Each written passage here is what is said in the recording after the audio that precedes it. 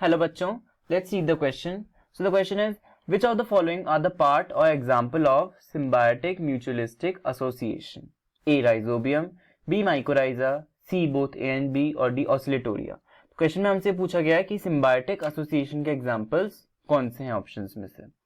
So the key concept that we should know to solve this question is about symbiotic relationship. हमें symbiotic association के बारे में पता होना चाहिए. Symbiotic association.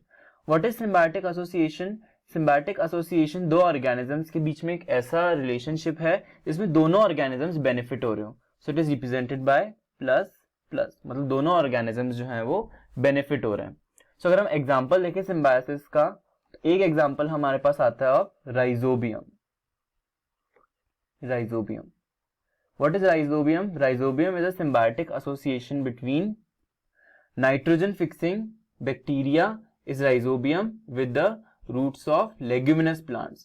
So rhizobium is the symbiotic association of nitrogen fixing bacteria with roots of leguminous plants. So rhizobium जो है वो एक ऐसा बैक्टीरिया है जो नाइट्रोजन को फिक्स करता है. rhizobium is nitrogen fixing bacteria. is nitrogen fixing bacteria. Okay, इसका मतलब क्या हुआ कि एटमॉस्फेरिक नाइट्रोजन को कन्वर्ट करेगा. It converts atmospheric nitrogen which is in the form of N2 into organic compounds. Organic compounds बनाएगा लाइक नाइट्रेट्स और nitrites. Because ये जो ऑर्गेनिक कंपाउंड्स होते हैं ये प्लांट्स इजीली एब्जॉर्ब कर पाते हैं, लेकिन एटमॉस्फेरिक नाइट्रोजन को डायरेक्टली प्लांट्स एब्जॉर्ब नहीं कर सकते. So these organic compounds are easily absorbed by plants. तो जो राइजोबियम होता है ये रूट्स और लेग्यूमिनस प्लांट्स को इन्फेक्ट करता है. इन रूट्स को इन्फेक्ट करेगा और इन्फेक्ट करने के बाद इन रूट्स ऑफ लेग्यूमिनस प्लांट्स में बनाएगा ये नोड्यूल्स बनाता है.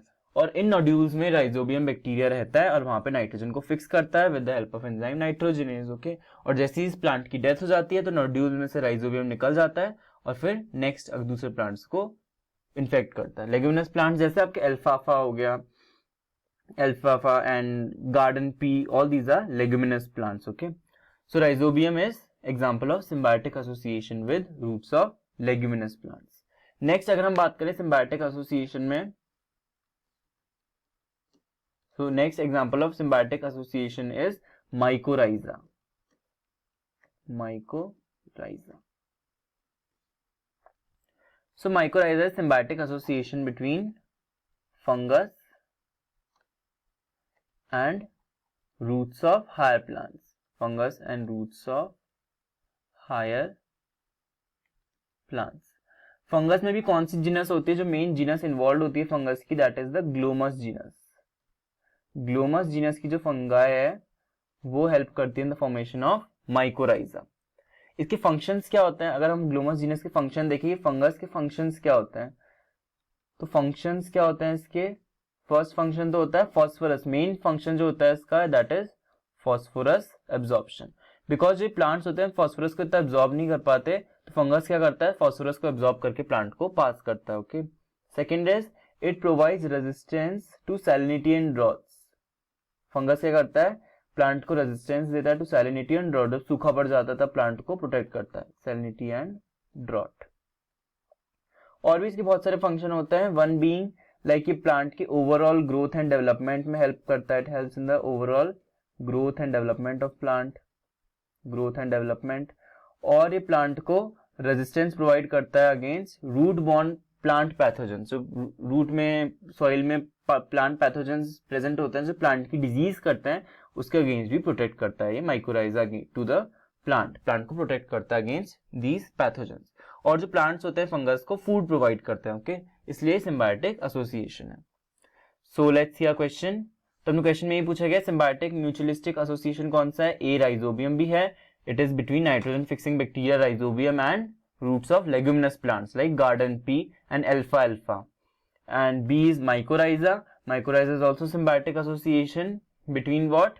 Between fungus and roots of higher plants.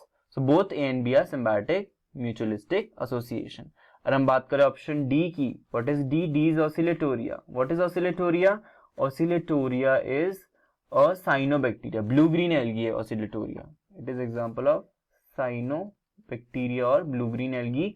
और इसको हम कहाँ यूज करते हैं? It is majorly used in paddy fields to increase the organic matter of soil and fertility of soil. ये क्या इंक्रीज करता है? सॉइल की फर्टिलिटी और उसका organic content. So the oscillatoria तो एक सिम्बायोटिक एसोसिएशन है नहीं, सो करेक्ट ऑप्शन है option C, both A and B. So I hope this concept is clear to you. Best of luck, thank you.